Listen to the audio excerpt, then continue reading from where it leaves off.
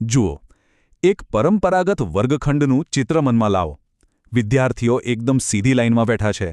શિક્ષક બોર્ડ પર કંઈક લખી રહ્યા છે અને આખો ક્લાસ એકદમ શાંતિથી બસ સાંભળી રહ્યો છે. હા, આ એ જ દૃશ્ય છે જે આપણા બધા માટે ખૂબ જાણીતું છે. પણ સવાલ એ છે કે શું શીખવા માટે આનાથી કોઈ સારી, કોઈ વધુ અસરકારક રીત ન હોઈ શકે? તો ચાલો આ ચર્ચાના પહેલા ભાગમાં આપણે એ જ જોઈએ કે શિક્ષણની આખી વિચારસરણી કેવી રીતે માત્ર સાંભળવાથી આગળ વધીને જાતે કરવા સુધી પહોંચી. શિક્ષણની આ સફર ખરેખર બહુ જ રસપ્રદ છે. શરૂઆતમાં હતી ગુરુકુળ પ્રણાલી, જેનો બધો આધાર ગોખણપટ્ટી અને યાદશક્તિ પર હતો.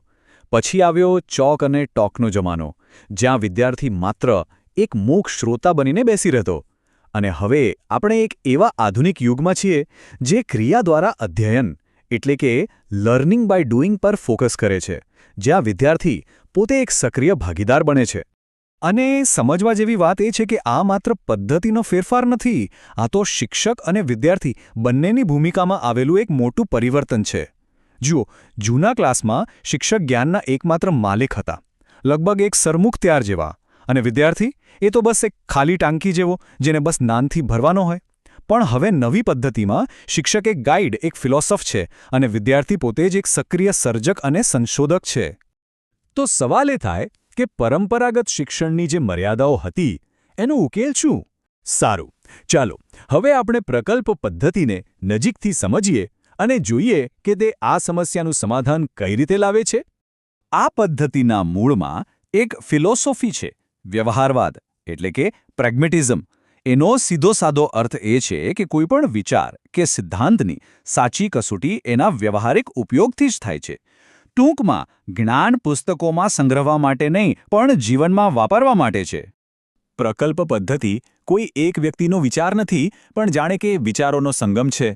કિલપેટ્રિકે એને હેતુપૂર્ણ પ્રવૃત્તિ કહી, બિલાર્ડે કહ્યું કે આ તો વાસ્તવિક જીવનનો એક નાનકડો ટુકડો છે, અને સ્ટીવન્સને ભાર મૂક્યો કે આ બધું સામાજિક વાતાવરણમાં થવું જોઈએ.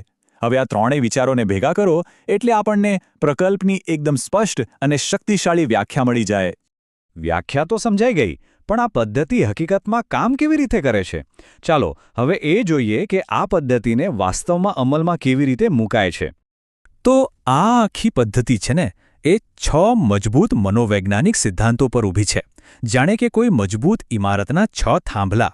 સૌથી પહેલો સિદ્ધાંત છે હેતુનો, મતલબ કે કોઈપણ કામનો હેતુ એકદમ સ્પષ્ટ હોવો જોઈએ. પછી આવે છે પ્રવૃત્તિનો સિદ્ધાંત, એટલે કે વિદ્યાર્થીઓ શારીરિક અને માનસિક બંને રીતે એક્ટિવ રહે. ત્રીજો અને બહુ અગત્યનો છે અનુભવનો સિદ્ધાંત, કારણ કે સાચું જ્ઞાન તો વાસ્તવિક અનુભવમાંથી જ મળે છે. ચોથો સિદ્ધાંત છે સામાજિક અનુભવ, જે આપણને ટીમવર્ક અને સહકાર શીખવે છે. પાંચમો છે સ્વતંત્રતા, વિદ્યાર્થીઓને પોતાની રીતે કામ કરવાની આઝાદી મળવી જોઈએ. અને છેલ્લે છઠ્ઠો સિદ્ધાંત છે ઉપયોગિતાનો, જે પણ શીખીએ એ જીવનમાં ક્યાંક તો કામ આવવું જોઈએ ને. વિલિયમ કિલપેટ્રિકે આ પદ્ધતિ કેટલી વૈવિધ્યસભર છે એ બતાવ્યું. તેમણે 4 અલગ અલગ પ્રકારના પ્રોજેક્ટ્સ ગણાવ્યા. પહેલો છે રચનાત્મક, જેમાં કંઈક નવું બનાવાય, જેમ કે કોઈ સાયન્સ મોડેલ. બીજો છે સૌંદર્યાત્મક, જેમાં કળા અને સુંદરતાની અનુભૂતિ હોય. માની લો કે કોઈ આર્ટ પોર્ટફોલિયો બનાવો. ત્રીજો સમસ્યા ઉકેલ, જે વાસ્તવિક જીવનની કોઈ સમસ્યાનો ઉકેલ શોધવા પર ધ્યાન કેન્દ્રિત કરે છે. અને ચોથો છે ડ્રિલ, જેનો હેતુ કોઈ ચોક્કસ કૌશલ્યમાં માસ્તરી મેળવવાનો છે, જેમ કે ગણિતનું કોઈ સૂત્ર પાકું કરવું. કોઈ પણ પ્રોજેક્ટ આ 6 તબક્કાના એક ચક્ર પર ચાલે છે. શરૂઆત થાય છે પરિસ્થિતિના નિર્માણથી, પછી સમસ્યાની પસંદગી, આયોજન, અમલીકરણ, મૂલ્યાંકન અને છેલ્લે નોંધ. ચાલો આ દરેક તબક્કાને થોડો ઊંડાણથી સમજીએ. તો સૌથી પહેલો તબક્કો છે પરિસ્થિતિનું નિર્માણ. અહીં શિક્ષક ખાલી નોટિસ બોર્ડ પર પ્રોજેક્ટનું લિસ્ટ નથી ચોંટાડતા, પણ વિદ્યાર્થીઓમાં એવી જિજ્ઞાસા જગાવે છે કે તેઓ જાતે જ કોઈ સમસ્યા ઉકેલવા પ્રેરાય.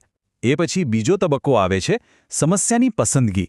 અને અહીં એ ધ્યાન રાખવું જરૂરી છે કે સમસ્યા વાસ્તવિક હોય, વિદ્યાર્થીની ક્ષમતાની અંદર હોય અને નક્કી કરેલા સમયમાં પૂરી થઈ શકે એવી હોય. ત્રીજો તબક્કો એટલે આયોજન. કોણ કયું કામ કરશે, કેટલો સમય લાગશે, કયા સાધનો જોઈશે, આ બધા જ સવાલોના જવાબ વિદ્યાર્થીઓ જાતે ચર્ચા કરીને નક્કી કરે છે. અને ચોથો તબક્કો એટલે અમલીકરણ. હવે પ્લાન મુજબ કામ શરૂ થાય છે. વિદ્યાર્થીઓ પોતાની આવડત અને રસ પ્રમાણે કામે લાગી જાય છે, અને શિક્ષક એ બસ દૂર રહીને માર્ગદર્શન આપે છે. પણ ત્યારે જ જ્યારે પ્રોજેક્ટ સાવ ખોટી દિશામાં જતો દેખાય. પાંચમો અને ખૂબ જ મહત્વનો તબક્કો છે મૂલ્યાંકન. અહીં માત્ર ફાઇનલ પ્રોડક્ટને માર્ક્સ નથી અપાતા, પણ આખી પ્રોસેસનું મૂલ્યાંકન થાય છે. શું શીખ્યા, ક્યાં ભૂલો કરી, શું સુધારી શકાયું હોત. અને છઠ્ઠો અને છેલ્લો તબક્કો છે નોંધ.